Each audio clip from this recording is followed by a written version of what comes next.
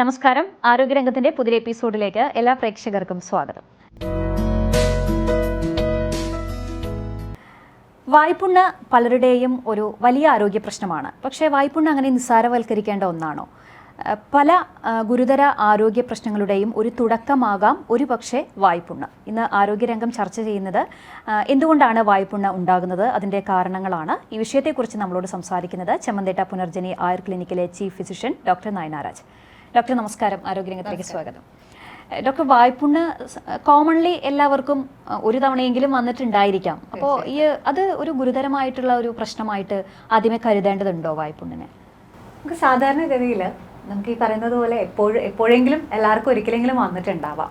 അപ്പോൾ അത് ഈ പറയുന്നത് പോലെ നമുക്ക് ഏതെങ്കിലും രീതിയിലുള്ള ദഹന പ്രശ്നങ്ങളുടെ തുടക്കമായിട്ട് നമുക്കതിനെ കണക്കാക്കാം. പക്ഷെ ചില ആളുകൾക്ക് അങ്ങനെയല്ല. മിക്കവാറും അവർക്കൊരു 2 ആഴ്ച കഴിയുന്ന എല്ലാ 2 ആഴ്ച കൂടുമ്പോഴും അവർക്ക് ഒരിക്കലെങ്കിലും വായ്പുണ്ണ് വന്നു പോവാം എന്നുള്ള രീതിയിൽ ഉണ്ടാവാറുണ്ട്. അപ്പം അങ്ങനെ വരുമ്പോൾ അത് കൃത്യമായിട്ട് എന്താണ് കൃത്യമായതൊരു റീസൺ ഉണ്ടാവാം. അത് കൃത്യമായി കണ്ടുപിടിച്ച് അതിനനുസരിച്ച് പരിഹരിച്ചില്ല എന്നുണ്ടെങ്കിൽ അത് പിന്നീട് ഒരു കോംപ്ലിക്കേറ്റഡ് ആയിട്ടുള്ളൊരു അവസ്ഥയിലേക്ക് പോകാനുള്ളൊരു കാരണമാവാം. അപ്പോൾ അത് നമ്മൾ കൃത്യമായിട്ട് തിരിച്ചറിയുക എന്നുള്ളത് വളരെ ഇമ്പോർട്ടൻ്റ് ആണ്. ഇപ്പോൾ ഡോക്ടർ പറഞ്ഞ ദഹനം പ്രശ്നത്തിൻ്റെ പേരിൽ ഉണ്ടാകാറുണ്ടെന്ന്. പക്ഷേ ഭക്ഷണത്തിൻ്റെ എന്തെങ്കിലും അലർജി കൊണ്ട് വായ്പുണ്ണ് ഉണ്ടാവാനുള്ള സാധ്യതയുണ്ട്? തീർച്ചയായിട്ടും. നമുക്ക് ഈ വായ്പുണ്ണ് എന്ന് പറയുന്നത് നമുക്ക് ഒരുപാട് കാരണങ്ങൾ കൊണ്ട് നമുക്ക് സംഭവിക്കാവുന്ന ഒരു കാര്യമാണ്. അപ്പോൾ അതിൽ ഏറ്റവും ഇമ്പോർട്ടൻ്റ് ആയിട്ടുള്ള ഒരു കാര്യമാണ് ഞാൻ നേരത്തെ സൂചിപ്പിച്ചതുപോലെ ദഹന പ്രശ്നങ്ങൾ. നമ്മുടെ ദഹനം കൃത്യമല്ല എന്നുണ്ടെങ്കിൽ നമുക്ക് അവിടെ ഉണ്ടാകുന്ന ഈ അമ്ലരസം വായിലേക്ക് വരികയും അത് അവിടെ ഈ ഒരു രീതിയിൽ ചെറിയ രീതിയിലുള്ള പൊളങ്ങൾ സംഭവിക്കുകയോ ചെയ്യാറുണ്ട്.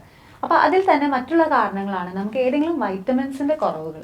അതിൽ ഏറ്റവും നോർമലായിട്ട് ഇത് എല്ലാവർക്കും അറിയുന്നുണ്ടാവും. കാരണം വായ്പുണ്ണ് വന്നാൽ ബി കോംപ്ലക്സിന്റെ ടാബ്ലറ്റ്സ് മേടിച്ച് കഴിക്കുന്ന ഒരുപാട് നോർമലി എല്ലാവരും അത് തന്നെയാണ്. കാരണം മെഡിക്കൽ ഷോപ്പിൽ പോയി അതിന്റെ കാര്യകാരണങ്ങൾ അറിയാതെ തന്നെ ബി കോംപ്ലക്സ് ടാബ്ലറ്റ് വാങ്ങി കഴിക്കുന്നത് കാണാറുണ്ട്. പക്ഷെ ഇങ്ങനെ വരുമ്പോഴും കൃത്യമായിട്ട് അതല്ല എന്നുണ്ടെങ്കിൽ ഒരിക്കലും നമുക്ക് അതുകൊണ്ട് പ്രത്യേകിച്ച് കാര്യമായിട്ടുള്ള ഒരു മാറ്റം അവിടെ കാണാറില്ല. അപ്പോൾ അതുപോലെ തന്നെ നമുക്ക് അയൺ ഡെഫിഷ്യൻസി ഇതുണ്ടെങ്കിലും നമുക്ക് ഈ പറയുന്ന പോലെ വായ്പുണ്ണ് വിട്ടുമാറാത്ത വായ്പുണ്ണ് ഉണ്ടാവാറുണ്ട്. ഇനി അതുപോലെ മറ്റൊരു കാര്യമാണ് നമുക്കുണ്ടാകുന്ന അമിതമായിട്ടുള്ള സ്ട്രെസ്സ്, നമുക്കുണ്ടാകുന്ന മാനസിക പിരിമുറുക്കം നമുക്ക് വായ്പുണ്ണിന് ഒരു പ്രധാന കാരണമാണ്. അപ്പം നമുക്ക് മാനസിക പിരിമുറുക്കം എങ്ങനെയാണ് വായ്പുണ്ണ് ഉണ്ടാക്കുക എന്നുള്ളൊരു സംശയം തോന്നാം. ബേസിക്കലി നമുക്ക് ഉണ്ടാകുന്ന ഈ സ്ട്രെസ്സ് നമ്മുടെ ഒരു അഗ്നിയെ ക്രമീകരണം തെറ്റിക്കുകയും ഇത് പിന്നീട് ഈ പറയുന്ന പോലെ ദഹന പ്രശ്നങ്ങൾ ഉണ്ടാക്കി ആ ഒരു രീതിയിൽ വായ്പുണ്ണ് വിട്ടുമാറാത്ത രീതിയിലേക്ക് വരാറുണ്ട്. അപ്പോൾ ഇത് തന്നെ പല രീതിയിലുണ്ട്. ഇപ്പോൾ വായ്പുണ്ണ് തന്നെ നമുക്ക് ചില ആളുകൾക്ക് വളരെ നേരത്തെ ഒരു രേഖയിൽ ചെറിയൊരു രീതിയിൽ ഒരു റെഡ്നെസ് ആയിട്ട് കാണുകയാണെന്നുണ്ടെങ്കിൽ ചില ആളുകൾക്ക് അതിൻ്റെ ആഴമടക്കം നമുക്കത് നോക്കുമ്പോൾ തന്നെ കാണുമ്പോൾ തന്നെ നമുക്ക് മനസ്സിലാക്കാനായി സാധിക്കും. അത്രയും ആഴവും വ്യാപ്തിയുമുള്ള രീതിയിലുള്ള പുണ്ണുകളായിട്ട് വായിൽ ഉണ്ടാവാറുണ്ട്. ചില ആളുകൾക്ക് നമുക്ക് യൂഷ്വലി അത് നമുക്ക് നമ്മുടെ വായുടെ കവിളുടെ ഭാഗങ്ങളിലായിട്ടും അല്ലെങ്കിൽ നാവിൻ്റെ അവിടെയൊക്കെ ആയിട്ടാണ് കാണുന്നതെന്നുണ്ടെങ്കിൽ ചില ആളുകൾക്ക് അത് നമ്മുടെ തൊണ്ടയുടെ അവിടേക്ക് വരെ നീളുന്ന രീതിയിലുള്ള വായ്പുണ്ണുകൾ ഉണ്ടാവാറുണ്ട്.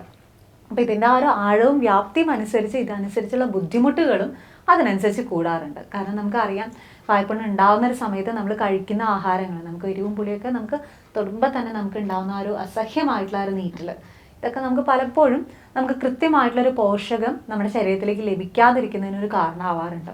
അപ്പം അതുകൊണ്ട് തന്നെ നമുക്ക് ഈ റെക്കറൻ്റ് ആയിട്ട് വരുന്ന മൗത്ത് അൾസേഴ്സ് നമ്മൾ കൃത്യമായിട്ട് അതിന് ട്രീറ്റ്മെൻറ്റ് കണ്ടെത്തി ചികിത്സിച്ചില്ല എന്നുണ്ടെങ്കിൽ അത് നമുക്ക് ഭാവിയിൽ മറ്റുള്ള ഗുരുതര ആരോഗ്യ പ്രശ്നങ്ങൾ ഉണ്ടാകുന്നതിന് ഒരു കാരണമാണ്. ഈ വായ്പുണ്ണ് ഉണ്ടാകുമ്പോൾ അത് എന്തിൻ്റെ പ്രശ്നം കൊണ്ടാണ് എന്നുള്ളത് നമുക്ക് സ്വയം തിരിച്ചറിയാനായിട്ട് എന്തെങ്കിലും മാർഗങ്ങളുണ്ടോ? ബേസിക്കലി നമ്മൾ നേരത്തെ രമ്യ സൂചിപ്പിച്ചതുപോലെ എന്തെങ്കിലും ഫുഡ് അലർജീസ് ആണെന്നുണ്ടെങ്കിൽ നമുക്ക് എന്തെങ്കിലും രീതിയിലുള്ള ഭക്ഷണത്തിനോട് നമ്മുടെ ശരീരം പ്രതികരിക്കുന്നതിന് ഒരു കാരണമായിട്ട് നമുക്ക് വായ്പുണ്ണ് ഉണ്ടാവാറുണ്ട്. അപ്പം അത് നമുക്ക് യൂഷ്വലി തിരിച്ചറിയാവുന്ന ഒരേ ഒരു വഴി എന്ന് പറയുന്നത് നമ്മൾ 2 or 3 വട്ടമായിട്ട് ആ ഫുഡ് കഴിക്കുമ്പോൾ നമ്മളിത് ഉണ്ടായിട്ടുണ്ട് എന്നുണ്ടെങ്കിൽ നമുക്കത് തീർച്ചയായിട്ടും അതൊരു ഫുഡ് അലർജി ആയിട്ട് നമുക്ക് മനസ്സിലാക്കാം. ഇനി അതല്ല, ഈ പറയുന്നത് പോലെ തന്നെ ചില ആളുകളുണ്ട് അവർക്ക് മിക്കവാറും ഈ വായ്പുണ്ണിൻ്റെ ഒരു ബുദ്ധിമുട്ട് ഉണ്ടാവാറുണ്ട്. അപ്പോൾ അതിൽ നമ്മൾ വീട്ടിലുള്ളവർ പറയുക എങ്ങനെയാണെന്ന് വെച്ച് കഴിഞ്ഞാൽ പുറത്തുനിന്ന് എന്തെങ്കിലും കഴിച്ചു കഴിഞ്ഞാൽ എനിക്കറിയാൻ പറ്റും. കാരണം പുറത്തുനിന്ന് കഴിച്ച ദിവസങ്ങളിൽ 2 ദിവസത്തിനുള്ള വായിൽ പുണ്ണ് ഉണ്ടാവാറുണ്ട്. അതായത് നമുക്ക് എന്തോ പുറത്തുനിന്ന് കഴിക്കുമ്പോൾ നമ്മൾ സാധാരണ വീട്ടിലുണ്ടാക്കുന്ന ഫുഡിനേക്കാൾ ഉപരി പുറത്തുനിന്ന് കഴിക്കുമ്പോൾ അതിൽ ചേരുന്ന എന്തെങ്കിലും രീതിയിലുള്ള കാരണങ്ങൾ അവർക്ക് ഈ പറയുന്ന പോലെ അലർജി സംഭവിക്കും, വായ്പുണ്ണ് ഉണ്ടാവുകയും ചെയ്യാറുണ്ട്. അപ്പോൾ നമുക്ക് ഈ ഒരു രീതിയിൽ നമ്മൾ ഭക്ഷണത്തിൽ അടങ്ങിയിട്ടുള്ള എന്തെങ്കിലും അഡിറ്റീവ്സ്, അതുപോലെ തന്നെ നമ്മൾ ഫുഡ് കളേഴ്സ്, ഇതൊക്കെ ചില ആളുകൾക്ക് ഭയങ്കര അലർജിക് ആയിട്ട് കാണാറുണ്ട്. അപ്പൊ ആ ഒരു സെൻസിറ്റിവിറ്റി കാരണം ഇതുപോലെ വായ്പുണ്ണ് സംഭവിക്കാറുണ്ട്. കാരണം ഇങ്ങനെ ഈ ഒരു രീതിയിലുള്ള ഭക്ഷണങ്ങൾ കഴിക്കുമ്പോൾ നമ്മുടെ ശരീരത്തിന് അമ്ലത അല്ലെങ്കിൽ പിത്തത്തിന്റെ ഒരു വർധനവ് ഉണ്ടാവുകയും ഇത് പിന്നീട് നമുക്ക് വയറിൻ്റെ ഉള്ളിലുള്ള ആ ഒരു അമ്ലരസം പുറത്തേക്ക് വരുന്നതിനും ഇത് ഈ ഒരു രീതിയിൽ ചെറിയ രീതിയിൽ പുണ്ണുകളൊക്കെ ആയിട്ട് പുറത്തു വരുന്നതിനും ഒരു പ്രധാന കാരണമാവാറുണ്ട്. ഇപ്പോൾ വായ്പുണ്ണ് മാറാതെ നിൽക്കുന്ന വായ്പുണ്ണുണ്ട്, അത് എത്ര ദിവസമാണ് അതിൻ്റെ ഒരു സമയം, അല്ലെങ്കിൽ നമ്മളൊരു ഡോക്ടറെ സമീപിക്കണം, അതെങ്ങനെയാണ് ആ ഒരു സമയപരിധി നമ്മൾ അറിയുന്നത്? നമ്മൾ സാധാരണഗതിയിൽ ഒരു വായ്പുണ്ണ് വന്നു കഴിഞ്ഞു കഴിഞ്ഞാൽ നമുക്കൊരു 1-2 ആഴ്ചയ്ക്കുള്ളിൽ പൂർണ്ണമായിട്ടും അത് മാറിപ്പോകേണ്ടതാണ്. എന്നാൽ ചില ആളുകൾക്ക് നമ്മൾ 2 ആഴ്ച കഴിഞ്ഞാലും ഇപ്പോഴും ഉണ്ട്, കുറഞ്ഞുവെങ്കിലും ഇപ്പോഴും അവിടെ തന്നെ ഉണ്ട്, അത് പൂർണ്ണമായിട്ടും വിട്ടുപോയിട്ടില്ല എന്നൊക്കെ പറയുകയാണെന്നുണ്ടെങ്കിൽ തീർച്ചയായിട്ടും ഒരു ഡോക്ടറുടെ നിർദ്ദേശപ്രകാരം അത് എന്ത് തരത്തിലുള്ള വായ്പുണ്ണാണ് എന്നുള്ളതും അതല്ല അത് വായ്പുണ്ണ് തന്നെയാണ് എന്നുള്ളതും കൺഫേം ചെയ്യേണ്ടത് വളരെ അനിവാര്യമാണ്. നമുക്കൊരു ഉദാഹരണത്തിന് നമുക്ക് ഒരിക്കലും അത്രയും തീവ്രമായിട്ട് നമ്മൾ ആലോചിക്കേണ്ട ആവശ്യമില്ല എന്നുണ്ടെങ്കിൽ പോലും നമ്മൾ വിട്ടുമാറാത്ത രീതിയിലുള്ള വായ്പുണ്ണോ അല്ലെങ്കിൽ വായ്ക്കുള്ളിൽ എന്തെങ്കിലും രീതിയിലുള്ള വ്രണങ്ങൾ രൂപപ്പെടുകയാണെന്നുണ്ടെങ്കിൽ അത് ഓറൽ ക്യാൻസറിൻ്റെ ലക്ഷണമാവാം. ഞാൻ പറഞ്ഞു വരുന്നത് ഏതെങ്കിലും ഒരു തവണ വരുന്ന വായ്പുണ്ണ് തീവ്രമാവുന്നത് മാത്രമല്ല, റെക്കറൻ്റ് ആയിട്ട് ഈ ഒരു രീതിയിൽ നല്ല ആഴത്തിലുള്ള ഒരു വ്രണം പോലെ രൂപപ്പെടുകയും അത് താൽക്കാലികമായി ഉണങ്ങുകയും പിന്നെയും അത് അതേപോലെ തന്നെ തിരിച്ചു വരികയൊക്കെ ചെയ്യുകയാണെന്നുണ്ടെങ്കിൽ തീർച്ചയായിട്ടും അതെന്താണെന്നുള്ളത് നമ്മൾ കൺഫേം ചെയ്യേണ്ടത് വളരെ ഇമ്പോർട്ടൻ്റ് ആണ്. ഇനി അതോടൊപ്പം തന്നെ സാധാരണ ഒരു വായ്പുണ്ണ് വന്നു കഴിഞ്ഞാൽ നമുക്ക് അതിനോടനുബന്ധിച്ചുള്ള ബുദ്ധിമുട്ടുകൾ മാത്രമാണ് ഉണ്ടാവാറുള്ളത്. എന്നാൽ ചില ആളുകൾക്ക് അതോടനുബന്ധിച്ച് നമുക്ക് ശരീരം തണുക്കുന്നത് പോലെ അല്ലെങ്കിൽ പനിക്കുന്ന രീതിയിലുള്ള ബുദ്ധിമുട്ടുകൾ, അങ്ങനെ നമുക്കൊരു ഇൻഫെക്ഷൻ എന്നുള്ള രീതിയിലേക്കുള്ള ലക്ഷണങ്ങൾ കാണിക്കുകയാണെന്നുണ്ടെങ്കിൽ തീർച്ചയായിട്ടും നമ്മുടെ ആ ഒരു ഗ്യാസ്ട്രോ ഇൻറ്റെസ്റ്റൈനൽ ഒരു ലെവലിലേക്ക് നോക്കി കഴിയുമ്പോൾ എന്തെങ്കിലും ഒരു ഇൻഫെക്ഷൻ്റെ കാരണമാവാം ഇങ്ങനെ സംഭവിച്ചത് എന്ന് വേണം നമ്മൾ മനസ്സിലാക്കാനായിട്ട്. ഇപ്പോൾ മോഷൻ മലബന്ധം മൂലവും ഇത്തരത്തിലുള്ള വായ്പുണ്ണ് ഉണ്ടാകാനുള്ള സാധ്യതയുണ്ടെന്ന് പറയുന്നു, അത് കറക്റ്റ് ആണോ? തീർച്ചയായിട്ടും നമുക്ക് ഇപ്പോൾ ഈ ഒരു രീതിയിൽ പറയുകയാണെങ്കിൽ നമുക്ക് ഈ ഒരു മലബന്ധം ഉണ്ടാകുമ്പോൾ സംഭവിക്കുന്നത് നമ്മൾ യൂഷ്വലി നമ്മുടെ ശരീരത്തിൽ അടിഞ്ഞു കൂടുന്ന ടോക്സിൻസ്, നമ്മുടെ എല്ലാവരുടെയും ശരീരത്തിലുള്ള ഉണ്ടാകുന്ന പ്രതിപ്രവർത്തനങ്ങളുടെ ഭാഗമായിട്ട് ടോക്സിൻസ് ശരീരത്തിൽ രൂപപ്പെടുന്നുണ്ട്. ഇത് പുറന്തള്ളുന്നതിനൊരു ഭാഗമായിട്ടാണ് നമുക്ക് ശരീരത്തിൽ നിന്ന് യൂഷ്വൽ ആയിട്ടുള്ള ഒരു മലശോധനം അല്ലെങ്കിൽ മൂത്രപ്രവൃത്തി ഉണ്ടാകുന്നത്. ഇതിൽ എന്തെങ്കിലും രീതിയിലുള്ള തടസ്സങ്ങൾ ഉണ്ടാകുമ്പോൾ നമുക്ക് കൃത്യമായിട്ടുള്ള ആ ഒരു ഡീടോക്സിഫിക്കേഷൻ നമ്മുടെ ശരീരത്തിൽ സംഭവിക്കാതിരിക്കുകയും പതുക്കെ നമ്മുടെ ആ ടോക്സിൻസ് ശരീരത്തിൽ വന്ന് അടിഞ്ഞുകൂടുന്നതിനും ഇത് നമ്മുടെ ദഹനത്തെ സാരമായി ബാധിക്കുന്നതിനും ഇത് പതുക്കെ ഈ ഒരു രീതിയിൽ വിട്ടുമാറാത്ത വായ്പുണ്ണ് വരുന്നതിനൊക്കെ ഒരു കാരണമാവാറുണ്ട്. ഇപ്പോൾ വായ്പുണ്ണ് ഉണ്ടായാൽ ഒരുപാട് ഹോം റെമഡീസ് ചെയ്യാറുണ്ട് ഡോക്ടർ. അപ്പോൾ അതുപോലെ ഏതൊക്കെ ഹോം റെമഡീസ് കൊണ്ട് നമുക്ക് ഒരു ആശ്വാസം കിട്ടാനായിട്ട് പറ്റും? നമ്മൾ യൂഷ്വലായിട്ട് നമ്മളിപ്പോൾ ഇതിൽ ആയുർവേദത്തിൽ ഈ ഒരു വായ്പുണ്ണ് എന്ന് പറയുന്ന ഒരു മൗത്ത് അൾസേഴ്സിനെ നമ്മൾ മുഖഭാഗം എന്ന് പറയുന്ന ഒരു കണ്ടീഷനായിട്ടാണ് കണക്കാക്കാറുള്ളത്. അപ്പോൾ ഞാൻ നേരത്തെ സൂചിപ്പിച്ചതുപോലെ പല കാരണങ്ങളുണ്ട്. അപ്പോൾ സാധാരണഗതിയിൽ പിത്തവൈകൃതത്തിൻ്റെ ഒരു ഭാഗമായിട്ടാണ്, ശരീരത്തിൽ പിത്തം വന്ന് അഗ്രവേറ്റ് ചെയ്യുന്ന ഒരു കണ്ടീഷനായിട്ടാണ് യൂഷ്വലി നമുക്ക് ഈ പറയുന്ന ഒരു വായ്പുണ്ണ് കാണാറുള്ളത്. എന്നാൽ ചില ആളുകൾക്ക് എക്സസീവായിട്ട് സംസാരിക്കുന്ന ആളുകൾക്ക്, വായ എപ്പോഴും ഡ്രൈ ആയിട്ടിരിക്കുന്നവർക്ക്, ഡീഹൈഡ്രേറ്റഡ് ആയവർക്ക് വാതികമായിട്ടുള്ള വായ്പുണ്ണ് ഉണ്ടാവുന്നതിന് ഒരു കാരണമാണ് ജസ്റ്റ് ഒരു വൈറ്റ് കളർ പാച്ചസ് പോലെയായിട്ട് അങ്ങനെ വരുന്ന മൗത്ത് അൾസേഴ്സ് ഉണ്ട്. ഓറൽ ത്രഷ് എന്നൊക്കെ നമ്മൾ അതിന് പറയാറുണ്ട്, വായിലൊരു പൂപ്പൽ ബാധ പോലെ അങ്ങനെ വരാറുണ്ട്. ചിലവർക്ക് കഫജമായിട്ടുള്ള ഇത് കൂടുതലായിട്ട്, അതായത് എപ്പോഴും എണ്ണവഴുക്കുള്ള ആഹാരങ്ങൾ കഴിക്കുകയോ അല്ലെങ്കിൽ നമ്മൾ ഹെവി ആയിട്ട് ദഹിക്കാൻ ബുദ്ധിമുട്ടുള്ള ആഹാരങ്ങൾ കഴിക്കുന്നതൊക്കെ വഴി നല്ല രീതിയിൽ പഴുപ്പുള്ള നമുക്ക് ഈ വായ്പുണ്ണുകൾ വരിക. അപ്പോൾ ഇത് നമുക്ക് കഫജമായിട്ട് നമുക്ക് കണക്കാക്കാവുന്നതാണ്. അപ്പോൾ ഇത് എന്താണെന്ന് കൃത്യമായിട്ടുള്ള ഒരു ധാരണയിലായിരിക്കണം നമ്മളൊരു ട്രീറ്റ്മെൻറ്റ് തരുന്നത്. ഞാൻ നേരത്തെ സൂചിപ്പിച്ചതുപോലെ ഡീഹൈഡ്രേഷൻ, കൃത്യമായിട്ട് വെള്ളം കുടിക്കാത്തതുള്ള ഒരു ബുദ്ധിമുട്ടാണെന്നുണ്ടെങ്കിൽ തീർച്ചയായിട്ടും നമ്മൾ ആ ഒരു വെള്ളത്തിൻ്റെ ആ ഒരു അളവ് കൃത്യമായിട്ട് നിശ്ചയിക്കുന്നതോട് കൂടി തന്നെ നമുക്ക് ഒരു പരിധി വരെ അത് മാറ്റിയെടുക്കാനായിട്ട് സാധിക്കാറുണ്ട്. ഈ പറയുന്ന പോലെ നമ്മൾ യൂഷ്വലായിട്ട് ഞാൻ നേരത്തെ പറഞ്ഞതുപോലെ ഏതെങ്കിലും ഒരു കാലത്ത് വരുന്ന വായ്പുണ്ണാണെങ്കിലാണ് ഞാൻ ഈ പറഞ്ഞ ഹോം റെമഡീസ് കൊണ്ട് നമുക്ക് കാര്യമായിട്ടുള്ളൊരു മാറ്റം സംഭവിക്കാറുള്ളൂ. ഈ ഹോം റെമഡീസ് എപ്പോഴും നമുക്ക് താൽക്കാലികമായിട്ട് ആ ഒരു ഇൻഫ്ലമേഷൻ അല്ലെങ്കിൽ അവിടെ ചുറ്റുള്ള ആ ഒരു നീർക്കെട്ട് കുറയ്ക്കുന്നതിനും അതുപോലെ തന്നെ ഞാൻ നേരത്തെ സൂചിപ്പിച്ചതുപോലെ പൈത്യകമായിട്ടുള്ള കാര്യങ്ങളാണെന്നുണ്ടെങ്കിൽ നല്ല രീതിയിൽ റെഡ്നെസ്സോ അല്ലെങ്കിൽ അവിടെ ഒരു വേദനയൊക്കെ ഇതോടുകൂടി തന്നെ കാണാറുണ്ട്.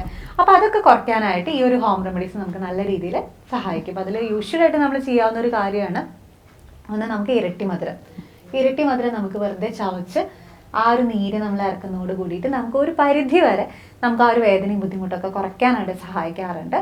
അതുപോലെ തന്നെ ഇതേ ഇരട്ടി മധുരം തന്നെ കഷായം വെച്ചിട്ട് വായ കവിളി കൊള്ളുന്നതും നല്ല രീതിയിൽ നമുക്ക് ഇതൊക്കെ കുറയ്ക്കാനായിട്ട് ഹെൽപ്പ് ചെയ്യുന്നതാണ്.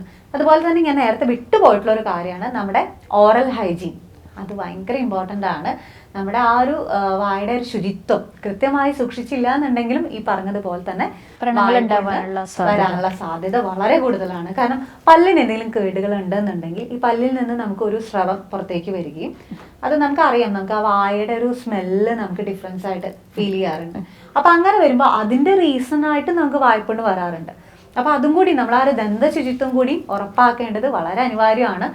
ഞാൻ നേരത്തെ പറഞ്ഞതുപോലെ ദഹന പ്രശ്നങ്ങൾക്കോടൊപ്പം തന്നെ നമുക്ക് ഈ ഒരു ദന്ത ശുചിത്വം അല്ലെങ്കിൽ നമ്മുടെ ആ വായുടെ ഒരു ശുചിത്വം സൂക്ഷിക്കേണ്ടതും വളരെ അനിവാര്യമാണ്. അതോടൊപ്പം തന്നെ ഈ പറയുന്നത് പോലെ ഹോം റെമഡീസ് നമുക്ക് ചെയ്ത് നോക്കാവുന്നതേ ഉള്ളൂ.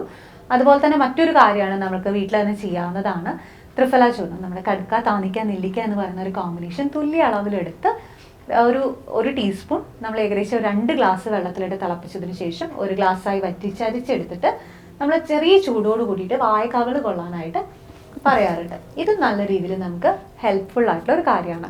അപ്പം അതുപോലെ തന്നെയാണ് നമുക്ക് സാധാരണ നമ്മുടെ നല്ല മഞ്ഞൾപ്പൊടി ഉണ്ടെന്നുണ്ടെങ്കിൽ ഇതുപോലെ വായിൽ കവിള് കൊള്ളുകയാണെന്നുണ്ടെങ്കിൽ എന്തെങ്കിലും രീതിയിലുള്ള ഇൻഫെക്ഷൻസ്, കാരണം ഞാൻ നേരത്തെ സൂചിപ്പിച്ചതുപോലെ അവിടെ പഴുപ്പിരിക്കുന്നതോട് കൂടിയിട്ട് നമുക്കത് ഇൻഫെക്റ്റഡ് ആവാനുള്ള ഒരു സാധ്യത അവിടെ കൂടുതലാണ്. അപ്പൊ അത് ഒഴിവാക്കുന്നതിനായിട്ട് നമുക്ക് ഈ ഒരു രീതിയിൽ മഞ്ഞൾ ഇട്ടിട്ട് തിളപ്പിച്ച വെള്ളം കൊണ്ട് വായ കവിള് കൊള്ളുന്നതും നല്ല രീതിയിൽ എഫക്റ്റീവ് ആയിട്ടുള്ളതാണ്. ഇതൊന്നും അല്ലാതെ ബേസിക്കലി നമ്മൾ സാധാരണ നല്ല പുളിയുള്ള മോര് വെച്ചിട്ട് നമ്മൾ കവിള് കൊള്ളാറുണ്ട്. അപ്പൊ അതുപോലെ തന്നെ ഇങ്ങനെ ഒരു കണ്ടീഷൻ വരുമ്പോൾ ഞാൻ നേരത്തെ പറഞ്ഞതുപോലെ ഏത് ദോഷത്തിന്റെ ആ ഒരു ഇതാണ്, തീവ്രതയാണ് എന്ന് മനസ്സിലാക്കുക. ഇനി അതല്ല മിക്കവാറും പൈത്തികമായിട്ടുള്ള ഒരു കണ്ടീഷൻ ആണെന്നുണ്ടെങ്കിൽ നമ്മുടെ ഭക്ഷണത്തിൽ വലിയൊരു പ്രാധാന്യമുണ്ട്. അപ്പോൾ അതുപോലെ തന്നെ നമുക്ക് യൂഷ്വലി നമ്മൾ പറയുന്നത് വെച്ചെങ്കിൽ നമ്മുടെ ഗട്ട് ഹെൽത്ത്, അതായത് നമ്മുടെ ആ ഒരു ദഹനത്തിന്റെ ഉള്ള ആ ഒരു കാര്യങ്ങൾ കൃത്യമല്ല എന്നുണ്ടെങ്കിൽ ഈ പറയുന്ന പ്രശ്നങ്ങൾ ഉണ്ടാവും. അപ്പൊ അതിലൊരു കാര്യമാണ്, ഇമ്പോർട്ടൻ്റ് ആയിട്ടൊരു കാര്യമാണ് ഗട്ട് മൈക്രോബയോം എന്ന് പറയും. അതായത് നമ്മുടെ കുടലിന്റെ ആരോഗ്യം സംരക്ഷിക്കുന്നതിന് ആവശ്യകരമായിട്ടുള്ള ബാക്ടീരിയകളുണ്ട്.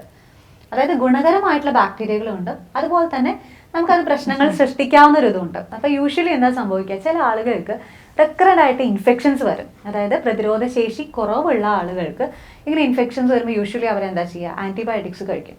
അങ്ങനെ റെഗുലർ ആയിട്ട് ആൻറ്റിബയോട്ടിക്സും കാര്യങ്ങളൊക്കെ കഴിക്കുമ്പോൾ ഇത് പതുക്കെ പതുക്കെ അവരെ ഗട്ട് ഫ്ലോറ എന്ന് പറയുന്നത് അല്ലെങ്കിൽ അവരെ കുടലിൻ്റെ ആരോഗ്യത്തെ പതുക്കെ പതുക്കെ ഇല്ലാതാക്കുകയും നല്ല ബാക്ടീരിയകളെ അത് നശിപ്പിക്കാനായിട്ട് തുടങ്ങും. ഇത് പതുക്കെ പതുക്കെ ഈ പറയുന്ന പോലെ വിട്ടുമാറാത്ത വായ്പുണ്ണായിട്ട് മാറും, പുറത്തേക്ക് വരാറുണ്ട്. അപ്പം ഞാൻ നേരത്തെ പറഞ്ഞ പ്രതിരോധ ശേഷിക്കുറവ് വായ്പുണ്ണിനും ഒരു കാരണമാണ്. അപ്പം അതായത് ഒന്ന് വന്ന് പോകുമ്പോഴേക്കും അടുത്തത് വരിക, അതായത് റെക്കറൻ്റ് ആയിട്ട് ഇങ്ങനെ വന്നും പോയി ഇരിക്കുക എന്നുള്ളത്. അപ്പം അങ്ങനെ ഒരു ഗട്ട് ഫ്ലോർ അല്ലെങ്കിൽ ഗട്ട് ബാക്ടീരിയ നമുക്ക് കുറവാണെന്നുണ്ടെങ്കിൽ അതിന് ഏറ്റവും നല്ലൊരു കാര്യമാണ്, നമ്മൾ മുമ്പുള്ളവർക്കൊക്കെ വളരെ ഈസി ആയിട്ട് ചെയ്യാവുന്ന ഒരു കാര്യമാണ് നമ്മൾ ഈ തൈരൊക്കെ കഴിക്കാൻ പറയും. വായ്പുണ്ണ് ഉണ്ടെന്നുണ്ടെങ്കിൽ നല്ല തൈര് കഴിച്ചു കഴിഞ്ഞാൽ നല്ലതാണെന്ന് പറയും. അത് കൂളിംഗ് ആണ്. ഞാൻ നേരത്തെ പറഞ്ഞ പോലെ പൈത്തികമായിട്ടുള്ള നല്ല വേദനയോ അല്ലെങ്കിൽ അവിടെ ഇതൊക്കെ ഉണ്ടെന്നുണ്ടെങ്കിൽ നമുക്ക് റെഡ്നെസ് ഒക്കെ ഉണ്ടെന്നുണ്ടെങ്കിൽ അത് പൈത്തികമായിട്ടുള്ളതാണ്. യൂഷ്വലി നമ്മൾ കാണുന്ന മുഖഭാഗങ്ങളും പൈത്തികം തന്നെയാണ് കൂടുതലായിട്ടും കണ്ടുവരാറുള്ളത്. അപ്പം അങ്ങനെ വരുമ്പോൾ നമുക്ക് തൈര് പോലുള്ള കാര്യങ്ങൾ കഴിക്കാം.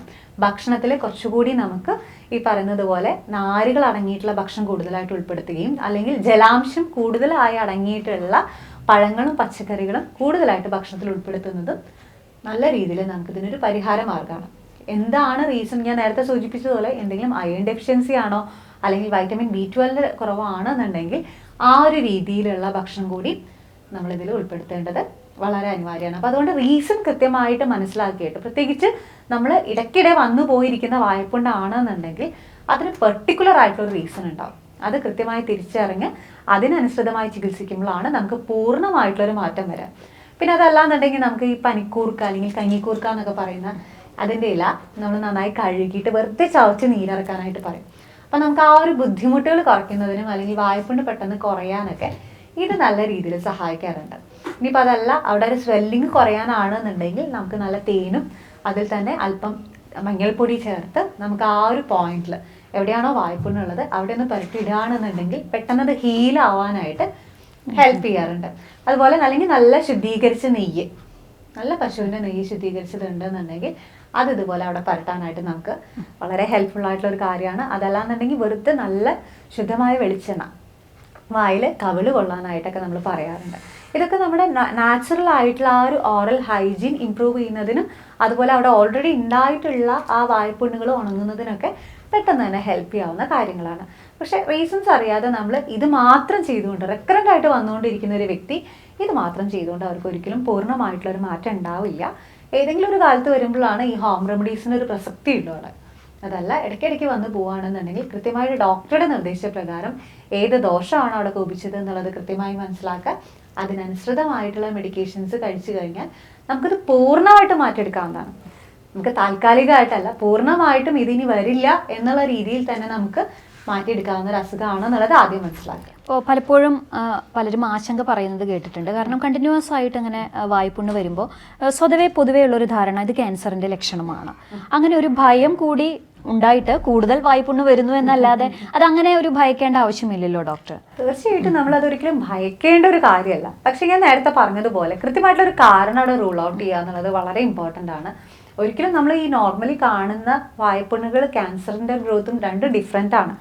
ഞാൻ നേരത്തെ പറഞ്ഞ ഉണങ്ങാത്ത വ്രണങ്ങൾ പോലുള്ള ഏതെങ്കിലും ഗ്രോത്ത് നമ്മുടെ വായയ്ക്കുള്ളിൽ കാണുകയാണെന്നുണ്ടെങ്കിൽ, അല്ലെങ്കിൽ വിട്ടുമാറാത്ത രീതിയിൽ വായിൽ തൊലി പോകുന്ന പോലത്തെ ബുദ്ധിമുട്ടുകൾ, ഇതൊക്കെ കൂടുതലായിട്ട് നമുക്ക് മറ്റുള്ള എന്തെങ്കിലും ആരോഗ്യ പ്രശ്നങ്ങളാണോ എന്നുള്ളത് തിരിച്ചറിയേണ്ടത് വളരെ അനിവാര്യമാണ്. അപ്പം നമ്മൾ അപ്പോഴായാലും നമുക്കിപ്പോൾ യൂഷ്വലി ഒരു ക്ലിനിക്കിൽ ഒരു പേഷ്യൻറ്റ് വരികയാണെന്നുണ്ടെങ്കിൽ ഈ വായ്പുണ്ണ് വരുമ്പോൾ ആദ്യം തന്നെ നമുക്ക് ഈ ക്യാൻസർ അല്ല അവിടെ റൂൾ ഔട്ട് ചെയ്യേണ്ടത്. നമുക്ക് യൂഷ്വലി എന്താണ് സംഭവിക്കുന്നത് എന്ന് മനസ്സിലാക്കി ആ ദോഷത്തിൻ്റെ പ്രാധാന്യത്തിനനുസരിച്ചുള്ള മെഡിസിൻസ് കൊടുത്ത് അത് ക്രമീകരിക്കുകയാണ് ചെയ്യാറുള്ളത്.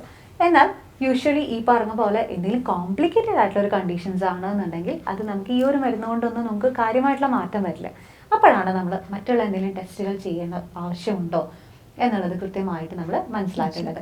അതുപോലെ മറ്റൊരു കാര്യമാണ് നമ്മൾ അമ്ലപിത്തം പോലുള്ള അല്ലെങ്കിൽ ഗ്യാസ്ട്രിക് അൾസേഴ്സ്, അതായത് കുടലിനുള്ളിൽ ഉണ്ടാവുന്ന വ്രണങ്ങളുടെ ഭാഗമായിട്ട് നമുക്കിതുപോലെ വായ്പുണ്ണ് വരാറുണ്ട്.